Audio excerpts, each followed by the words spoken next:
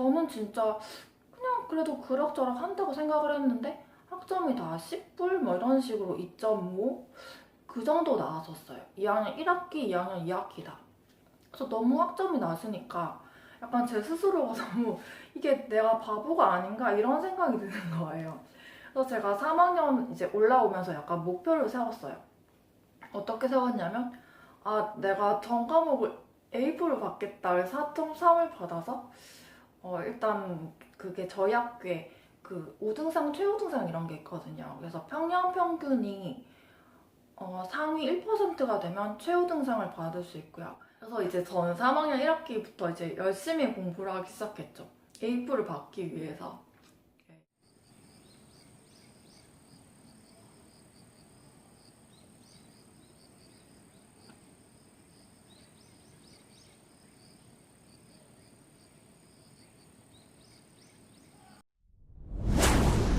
결국 최우등상 받긴 했어요.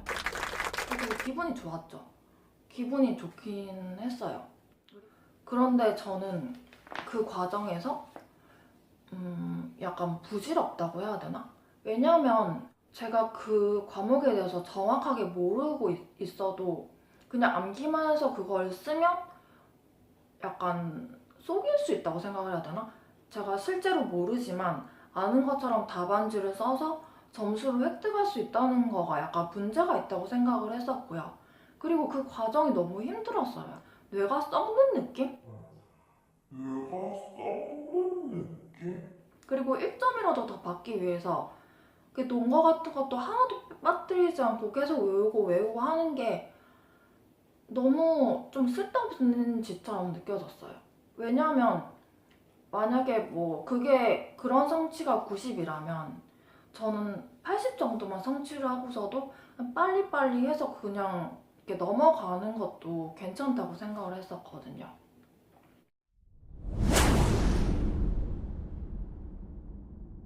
지금 제가 생각이 드는 건 이런 식으로 교수님의 말씀을 그대로 재현하는 공부는 저희가 이렇게 원래 가지고 있던 사고력 있죠. 사고력의 약화를 가져오는 것 같아요. 그렇게 반복을 해서 똑같이 한다는 건 일종의 세뇌라고 생각을 하거든요. 그런데 우리가 배우는 법학도 결국에 판례 같은 걸 주로 많이 다루게 되는데 판례도 결국에 변하는 거잖아요.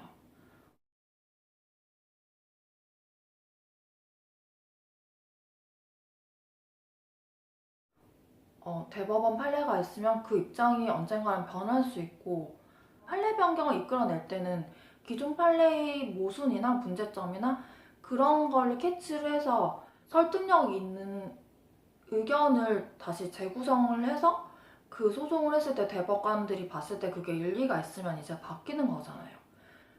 그냥 가르쳐 주는 거를 너무 열심히 한 나머지 저희가 어느 정도 비판할 수 있는 그런 힘까지도 이렇게 약화가 된다면, 그러니까 너무 경쟁이 치열한 나머지 그런 생각 자체가 약화되는 공부는 좀 문제가 있다고 생각을 해요.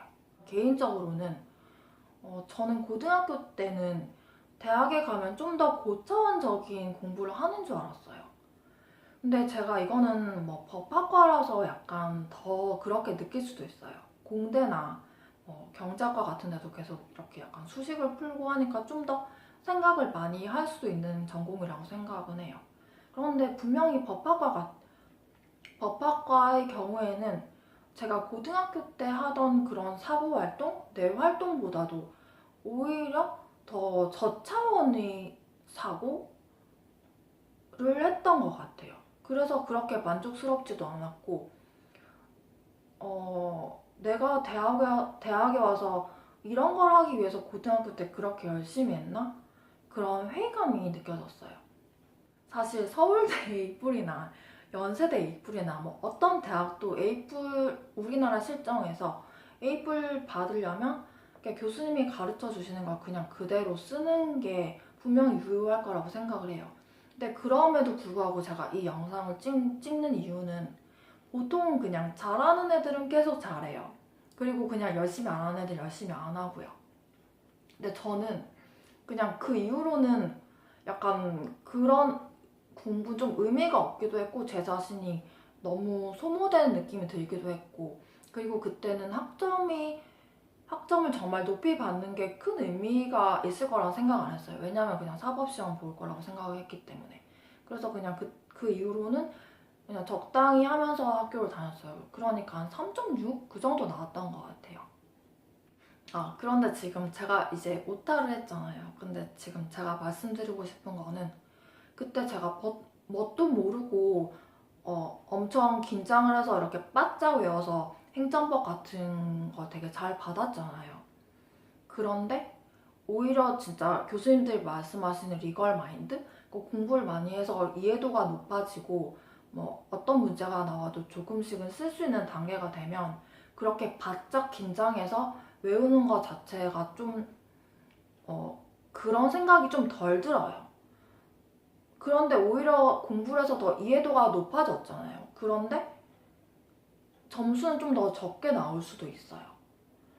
그게 약간 아이러니한 것 같고, 그러니까 오히려 모르고 약간 무서운 채로, 불안한 채로 외우면 좀 더 고득점을 얻기 쉬운 상태가 된다는 점.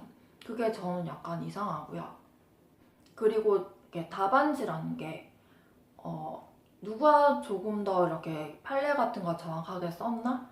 그런 걸로 결국에는 그 편차가 나는 거거든요. 그런데 제가 꼼꼼하게 외워서 시험 본 적도 있었고, 그냥 그렇게까지 꼼꼼하게 안 외우고 시험 본 적도 있었잖아요. 그런데 어느 정도 그때나 이해 수준이 그렇게 차이가 나진 않아요. 그러니까 점수랑 등수는 되게 차이가 나지만 제가 그거에 대해서 학습한 상태는 비슷하다는 얘기예요. 그래서 저희가 지금 시험으로 우열을 가리잖아요. 그런데 실제로 제가 변호사가 돼서 이렇게 문서를 작성을 한다면 결국에 책을 보고 하게 되거든요. 그러니까 이게 시험으로 누구를 떨어뜨려야 되기 때문에 그런 이제 장치가 있어야 된다는 것 자체를 부정하는 건 아니에요. 그렇지만 지금은 시험이 오히려 긴장을 하고 바짝 외우는 사람은 고득점을 하기 쉽고, 교수님들 말하는 뭐 리걸 마인드, 뭐 교과서를 정말 찬찬히 읽어서 목차를 파악하고 그런 논리적인 관계, 단원들 간의 뭐 비교와 대조 이런 게 진행된 상태에서는 오히려 그런 암기 같은 게 좀 싫어진다는 점?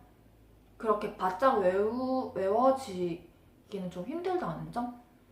그게 약간 이상한 거죠. 그래서 분명히 보통 막 똑같이 그걸 써야 된다고 얘기를 하거든요.